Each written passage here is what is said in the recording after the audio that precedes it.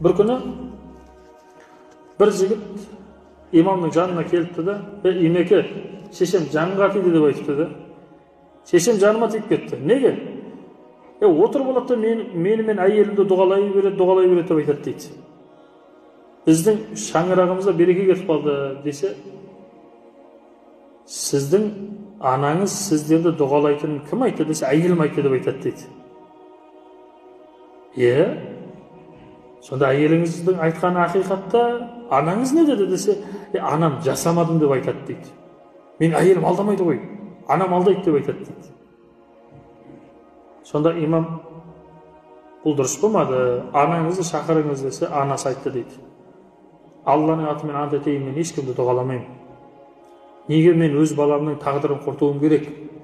Неге мен өз балама жамандық ойлауым керек? Мен қарғамаймын, мен дұғаламаймын" дегенде, әлгі ана баласы ана жерде қарғап тастады анасын дейді. Имамның жанында тұрды да, "Балам" деп айтты дейді. Бұл Араб түбегінде болып жатқан жағдай. Қазақстанда емес, Араб түбегінде болып жатыр. Меккеге жақын бір ортада. "Кеттік, Қағбаға барамыз" деп айтты дейді. Қағбаға, Меккеге барамыз да, Қағбаның жанында тұрып дұға қыламыз деп айтты дейді. Кімдігі хақ, кімдікі нахақ екенін Алла Тағала шешеді.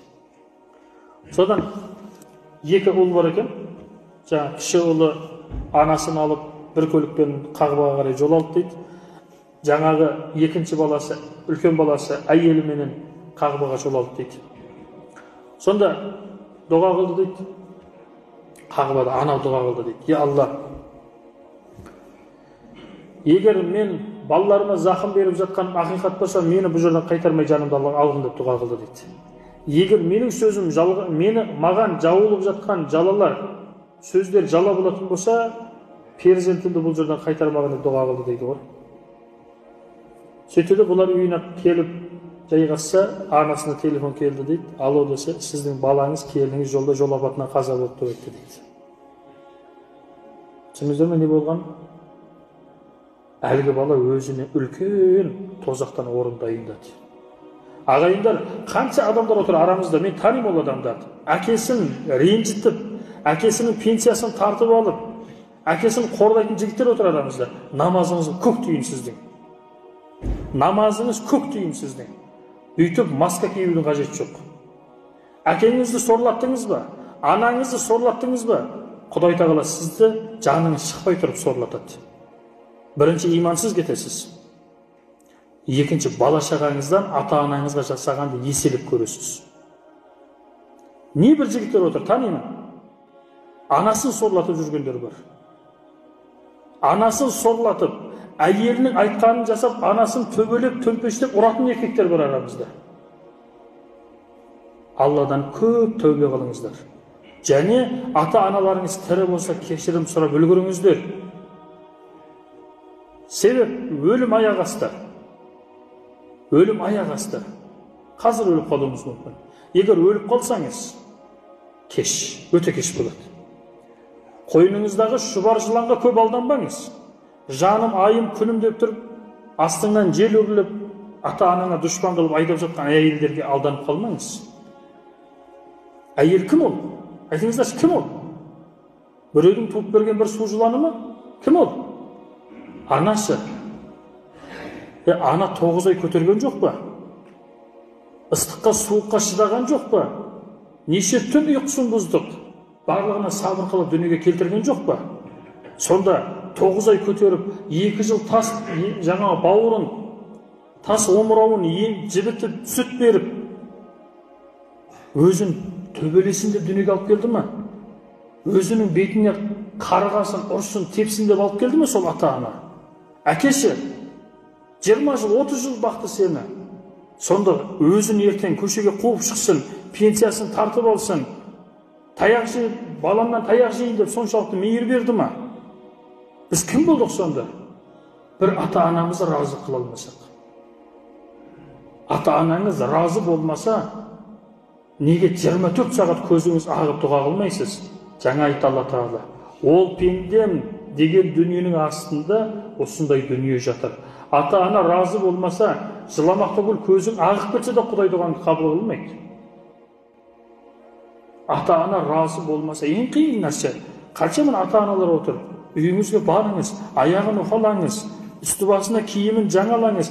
Не бір қариялар келеді. Көшеде көріп қаласың, құшақтайсың, ана киімінің жуылғанына 1 ай болған. Кірленіп қарайып кеткен. Перзентсің бе әкеңнің үсті басына қарамасаң? Перзентсің бе анаңа қарамасаң? Анаңа бір үй су алып бере алмайсың ба? Әйелің алып беріп жатсың ғой, неше түрлі Шанелін ба, басқасын ба, француз, итальянский духиларды алып беріп жатсың. Шешеңе бір духи алып бере алмайсың ба? Бізге өлім болсын, біз рахаттанып жүргенде ата-аналарымыздың сорлап жүргені болатын болса, бізге өлім болсын, бізге өкініш болсын. Ағайындар, табысыңыздың көп болуын қалайсыз ба? Үлкен байлық ата-ана. Кедейліктен қорқасыз ба? Ата-анаңызды разы қылыңыз. Алла Тағала сізден разы болып, жәннатқа кіруді қалайсыз ба? Ата-анаңызды разы қылыңыз. Ата-анаңыз шын ықыласымен, балам, сенен разымын, балам, береке тапқын деп жылап тұрып, шынайы ықыласпен дұға қылатын дәрежеге жеткізіп тастаңыз. Біздер перзентпіз ғой, түнделетіп далада жүреміз. Небір жігіттер отыр мына жерде, тепсе темір үзетін, түнімен заправканың жанында, питактарда тұрып алып, тупиктерде тұрып алып, өсек соғып, өздерінше сигарет шегіп, блатнойлар ғой бәрі, наспай атып алып, өсек соғып, қатындар секілді. Жігітсің бе, үйде ата-анаң ұйықтамай уайымдап отыр сені. Балам неге түнделетіп көшеге шығып кетеді? Немен ренжітіп қойған ба? Баламның көңіліне бір нәрсе айтып қойдым ба? Неге менімен отырмайды?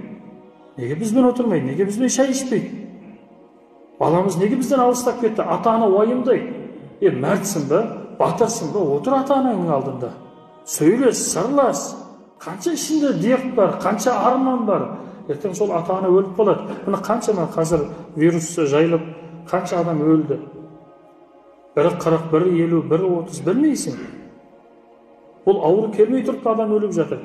Сондықтан ағайындар, дұға қабыл болу үшін Алланың ашуы ата-ананың ашуында, Алланың мейірімі ата-ананың мейірімінде. Сондықтан мүмкіншіліктің барынша бар ата-аналарымызды разы қылайық.